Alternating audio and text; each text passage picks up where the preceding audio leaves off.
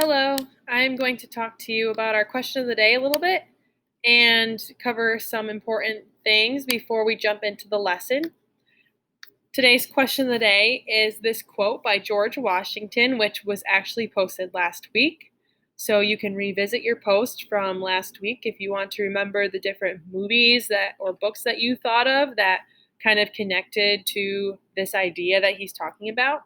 So the quote is, if the freedom of speech is taken away, then dumb and silent we may be led, like sheep to the slaughter. And I read through all of the responses, and you guys had a lot of great thoughts, a lot of really cool movies that I hadn't thought of before. And just this idea that freedom of speech is very important.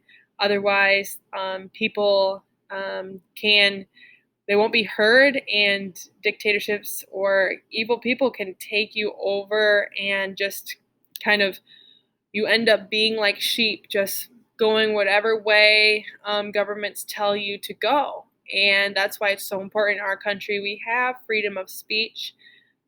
This year we will be studying many civilizations in history where the citizens they had no voice, they had no resources financially, they had nothing.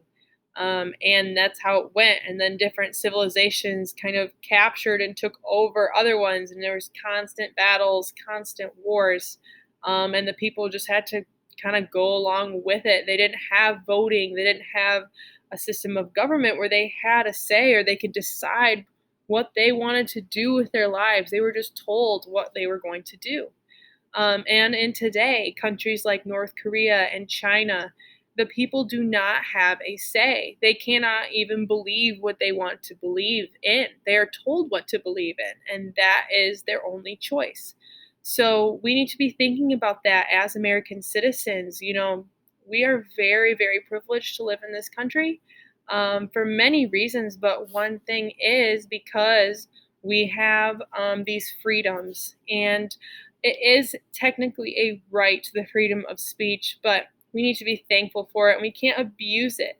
So, one thing that we wanted to talk to you about today is that freedom of speech does not mean I get to say whatever I want to say. It's not a free pass to just run my mouth and repeat things that I see or hear about off of social media. That's not what freedom of speech is about. And unfortunately, in today's era and today's time, you have unlimited access to everything because of Google and social media.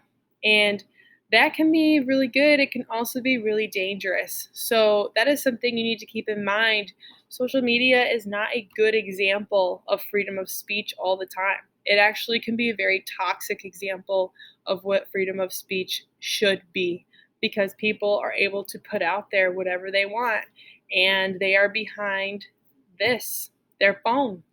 And maybe if you think about this, if you took out social media, if you took that out of your life and everything you've learned from social media, what face to face conversations have you actually had concerning any topic at all? Right? Because we learn so much from our phones and through the internet, specifically Google, because that is our internet.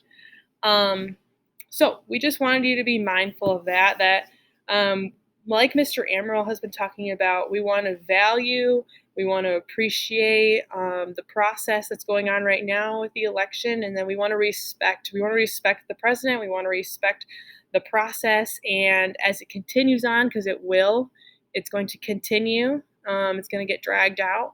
As it continues on, I know that there are positive conversations going on in the classrooms right now. I know in my own classroom, we have a lot of positive relationships and conversations. We want to take what we're learning and how we are processing in our classrooms, and we want to kind of spread that out into our other friends and the rest of our world, okay? And so that's our challenge to you, is be thinking about that. What are those positive conversations?